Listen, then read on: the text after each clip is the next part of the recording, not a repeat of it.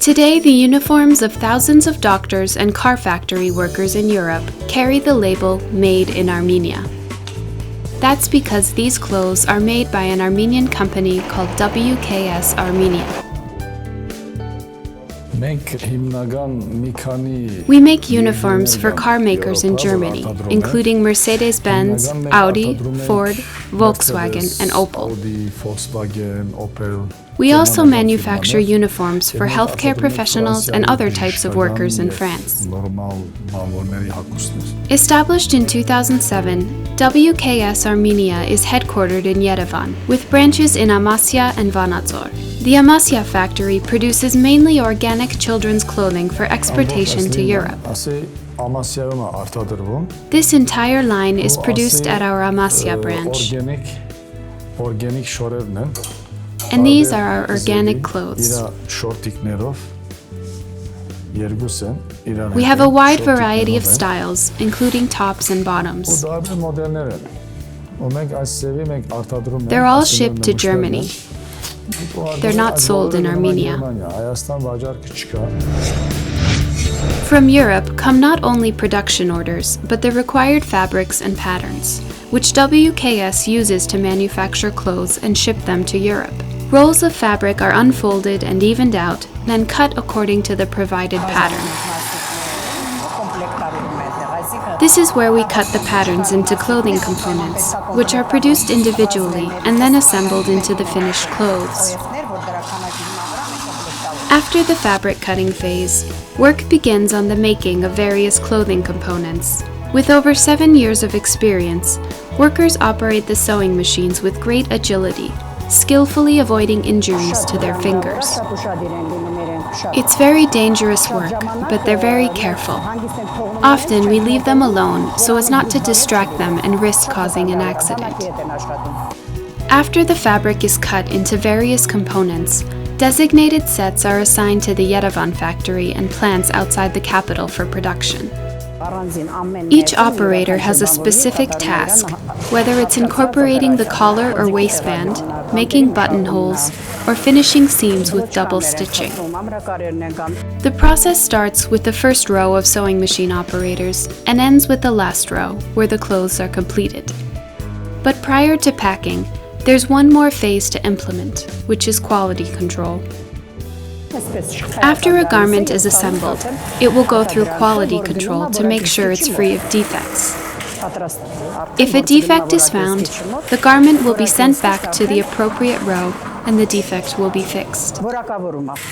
Once the garment is certified to be defect-free, it will go through the finishing and packing stages.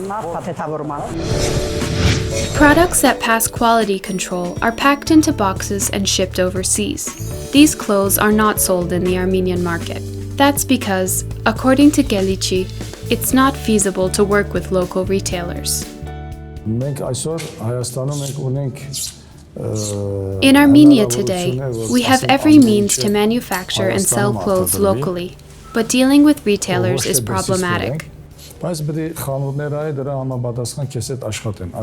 Usually, they get their wholesale products from Turkey and pay cash, whereas if they place an order with us, we must wait for months to get paid. It just doesn't make sense. Gelici says Armenia's textile industry can easily compete with those of Turkey and even China, but shipping remains a big issue. Compared with exports from Turkey, most Armenian products take twice as long to reach Europe because of the ongoing economic blockade of Armenia, and shipping costs twice as much. Our operational costs, including electricity, water, and gas, are quite low. In this respect, Turkey cannot compete with us. Also, Turkish workers cannot match the great workmanship of Armenian workers. And the minimum wage of Turkish workers, which is set by the government, is 3 times higher than wages in Armenia. Our only hurdle is the high cost of exportation. If you send a truckload from Turkey to France or Germany, the two-way trip will cost you between 5,000 and 5,500 euros. The same shipment from Armenia will cost 10,000 euros. Plus, there's the matter of deadlines. It takes 3 or 4 days for a shipment from Turkey to reach Europe, whereas shipments from Armenia would take between a week and 10 days. Gelici has inherited his passion for textiles from his parents, who were also in the industry. He started his business in Holland, then relocated a part of it to Syria. Prior to the Syrian war, he convinced his partners to move their Syrian operation to Armenia, and subsequently he himself moved to the homeland. He says Armenia's labor force needs to acquire new skills and knowledge. Armenia needs not only the type of benefactor who makes a one-time donation and thinks he's done, but diasporan entrepreneurs who would actually move to the homeland with their families, establish businesses, and create jobs. And such entrepreneurs should share their knowledge, experience, and skills with local business people by showing them the way to become successful. It's not enough to come to Armenia, donate a couple of drams, and then bye-bye. Gelici has not only brought his business to Armenia, but helped his two brothers to start their own small yet highly promising companies in the homeland.